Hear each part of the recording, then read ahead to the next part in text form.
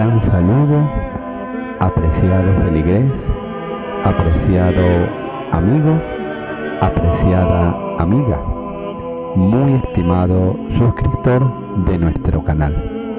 Bienvenido a nuestra sesión Conociendo a los Santos, nuestros hermanos mayores. Que ellos nos sirvan siempre de estímulo y de ejemplo en nuestra vida cristiana, en nuestra lucha contra el pecado y en la consecución por la virtud. Y nosotros nos confiemos continuamente a su valiosa intercesión. 17 de noviembre. Santa Isabel de Hungría. Audiencia General Papa Benedicto XVI, miércoles 20 de octubre de 2010. Hoy quiero hablarles de una de las mujeres del medioevo que ha suscitado mayor admiración. Se trata de Santa Isabel de Hungría, también llamada Isabel de Turingia.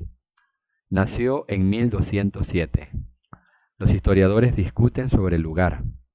Su padre era Andrés II, rico y poderoso rey de Hungría, el cual, para reforzar los vínculos políticos, se había casado con la condesa alemana Gertrudis de Andes-Merano, hermana de Santa Eduvigis, la cual era esposa del duque de Sicilia.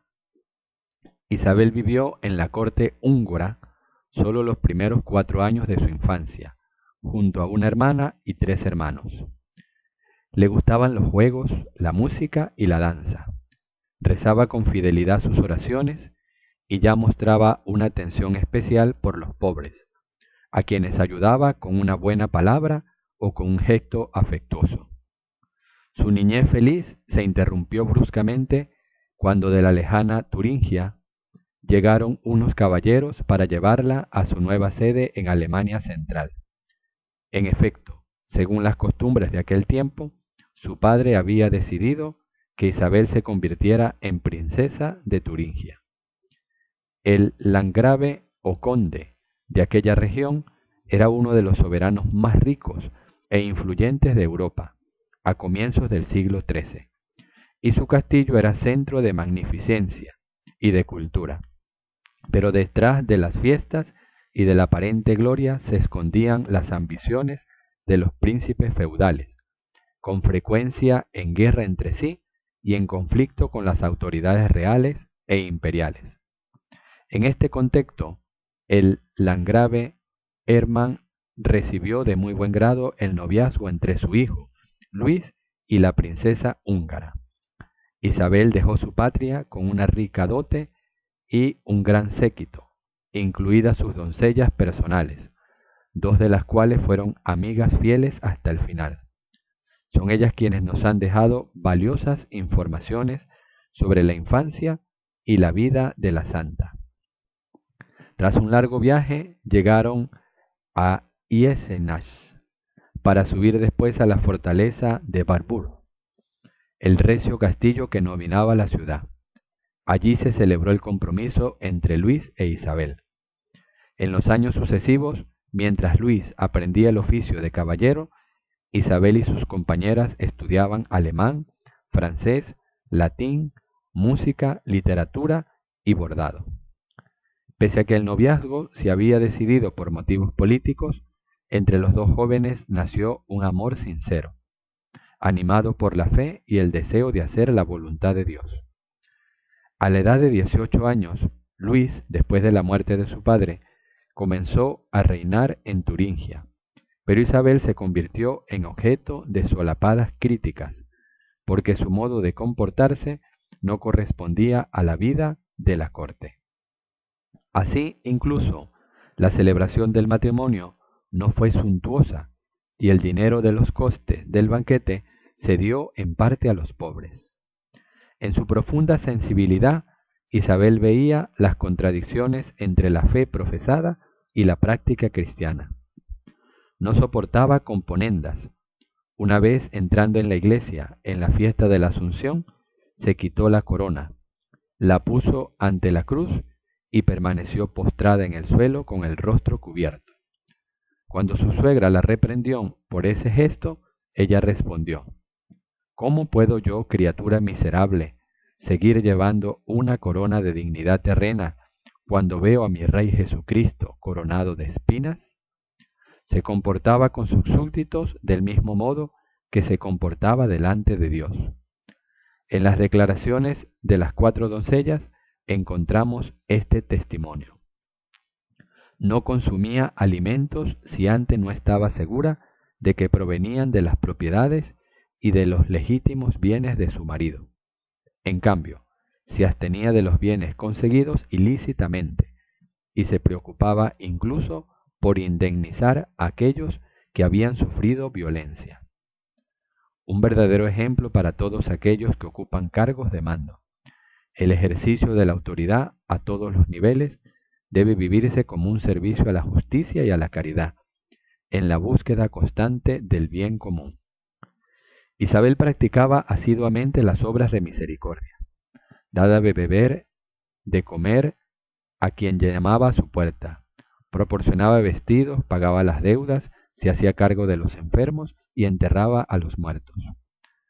Bajando de su castillo a menudo iba con sus doncellas a las casas de los pobres, les llevaba pan, carne, harina y otros alimentos. Entregaba los alimentos personalmente y controlaba con atención los vestidos y las camas de los pobres. Cuando refirieron este comportamiento a su marido, esto no solo no le disgustó, sino que respondió a los acusadores: mientras no me venda el castillo, me alegro. En este contexto se sitúa el milagro del pan transformado en rosas. Mientras Isabel iba por la calle con su delantal lleno de pan para los pobres, se encontró con su marido, que le preguntó qué llevaba. Ella abrió el delantal y en lugar de pan aparecieron magníficas rosas.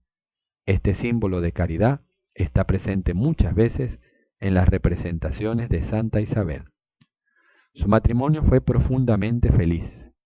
Isabel ayudaba a su esposo a elevar sus cualidades humanas al nivel sobrenatural, y él, en cambio, protegía a su mujer en su generosidad hacia los pobres y en sus prácticas religiosas.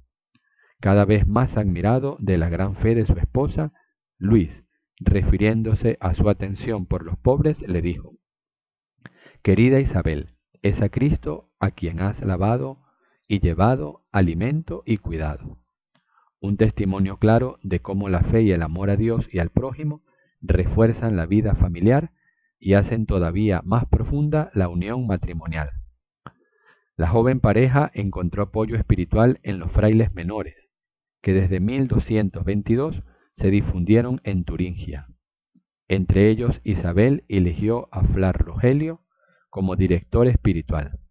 Cuando éste le contó la historia de la conversión del joven y rico comerciante Francisco de Asís, Isabel se entusiasmó todavía más en su camino de vida cristiana. Desde aquel momento siguió con más decisión aún a Cristo pobre y crucificado, presente en los pobres. Incluso cuando nació su primer hijo, el que siguieron después otros dos, nuestra santa no abandonó nunca sus obras de caridad. Además, ayudó a los frailes menores a construir un convento en Albarrán, del cual Fray Rogelio se convirtió en superior. La dirección espiritual de Isabel pasó así a Conrado de Marburgo. Una dura prueba fue el adiós a su marido.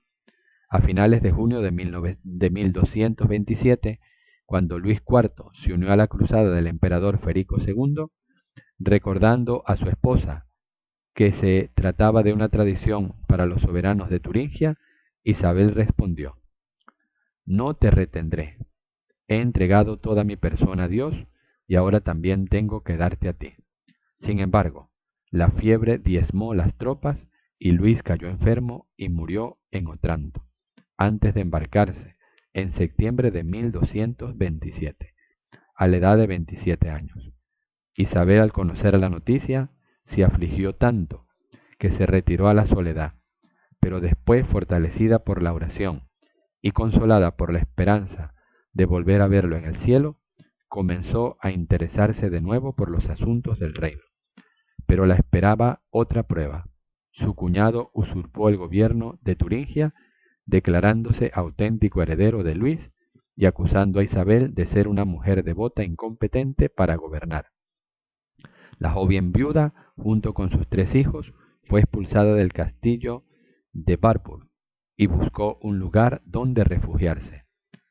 Solo 2 de sus doncellas permanecieron a su lado. La acompañaron y confiaron a los 3 hijos a los cuidados de los amigos de Luis. Peregrinando por las aldeas, Isabel trabajaba donde recibía acogida, asistía a los enfermos, hilaba y cosía. Durante este calvario, soportado con gran fe, con paciencia y entrega a Dios, algunos parientes que le seguían siendo fieles y consideraban ilegítimo el gobierno de su cuñado, rehabilitaron su nombre. Así Isabel, a principios de 1228, pudo recibir una renta apropiada para retirarse en el castillo de la familia en Marburgo, donde vivía también su director espiritual, Conrado. Fue él quien refirió al Papa Gregorio IX el siguiente hecho.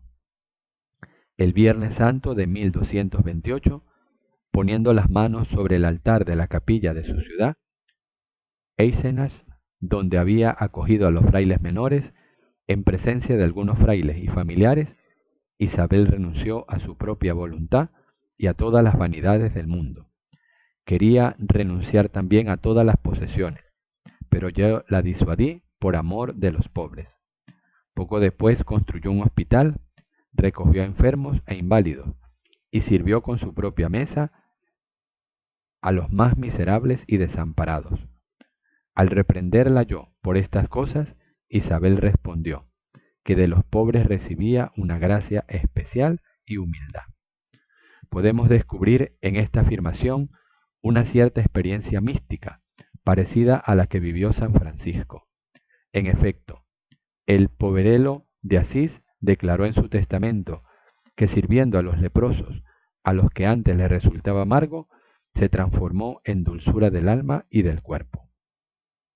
Isabel pasó los últimos 3 años de su vida en el hospital que ella misma había fundado, sirviendo a los enfermos, velando por los moribundos.